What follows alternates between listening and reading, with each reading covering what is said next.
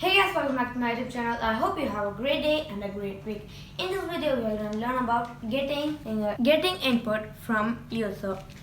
Before getting started, if you are not purchased my book, means please purchase, and if you are not subscribed to my channel, please subscribe, and also don't forget to hit the bell icon. Now let's get started. We have seen the static program, which means the program does not get input from the user. It gives the same output for every execution of the program. Now let's see the program which gets the input from the user. Initially, we get the user input and store it to a variable and display the same using a print statement. The input statement is responsible to get input from the user. The input statement always takes only the string input.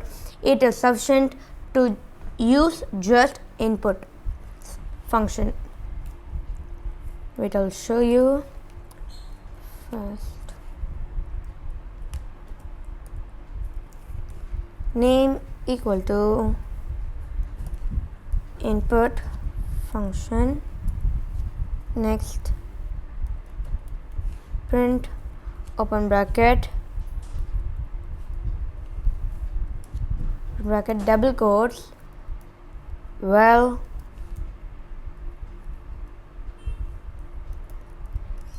you have entered space double quotes and space plus space name. Now I'm running it.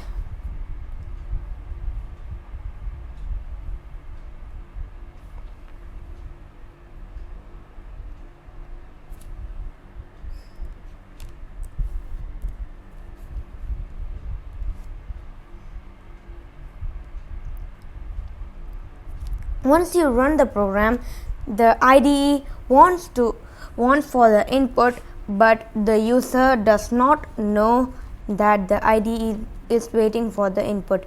It just waits with a blinking cursor. This causes an indefinite waiting for the user, concluding that IDE is doing some work or has hanged.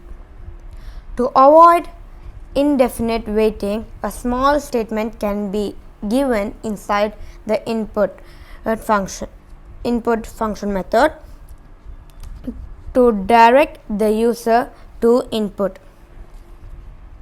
For that, you have go here, input, name input, double quotes,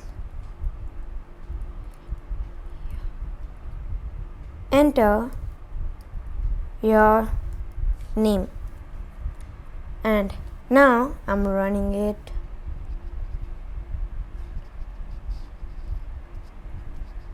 Once you run the program, the input statement waits for the user to give the input by showing the text enter your name, which sounds sensible to the user.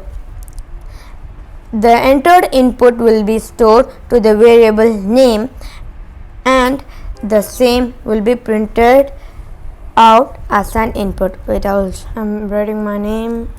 Shit.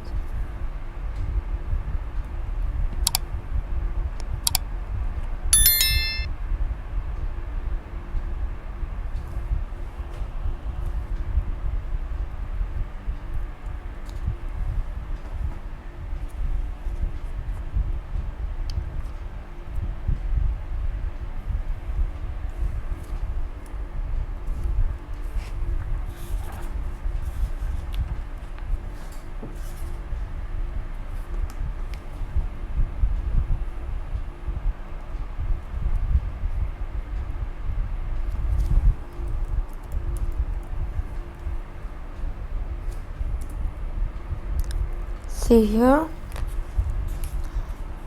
Another example with the input statement is this one. Number 1 equal to input function double quotes enter your first number. The second line of program is number 2 input open bracket input open bracket double quotes, enter your second number. The third line of program is print open bracket number 1 plus number 2. I'm running it. Now I'm getting like this. Enter your first number as we have said here, as we have tabbed here. Now my first number is 5. It's asking enter your second number. I'm giving 6, and it should be noted that the variable number 1 holds the first input, that is 5. The variable number 2 holds the second input, that is 6. The print statement adds 2 numbers and results in 56.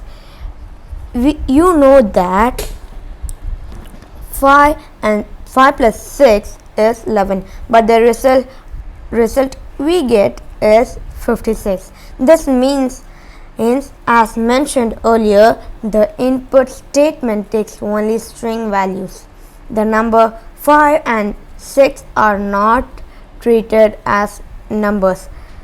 They are just characters, and the print statement just concatenates 5 and 6, resulting in 56.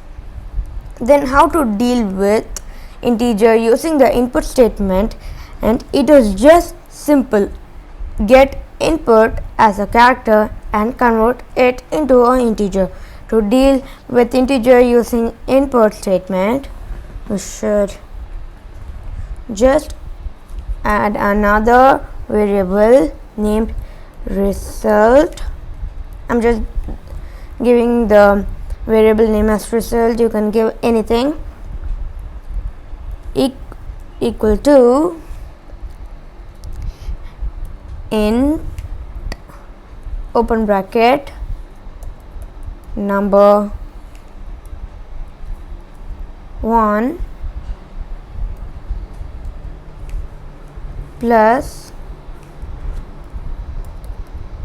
number 2. Here int. Now I'm running it. Now it is asking enter your first number 5 and 6. Here I have made a spelling mistake.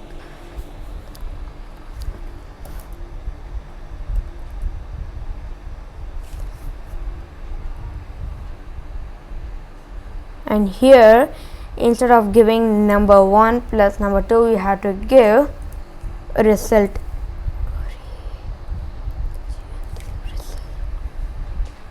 Now 5, 6. Now see, we have got the answer as 11, which is the correct answer for 5 plus 6 equal. Similarly, it is also possible to convert it into float. Here, instead of int, we have to just give float, float, and here also float, float. Now I'm running it. 5, and here I'm giving 5.5. Now see, here we have got 10.5. So I'll meet you in the next video. Before ending up, if you're not subscribed to my channel, please subscribe, and if you're not purchased my book, please purchase.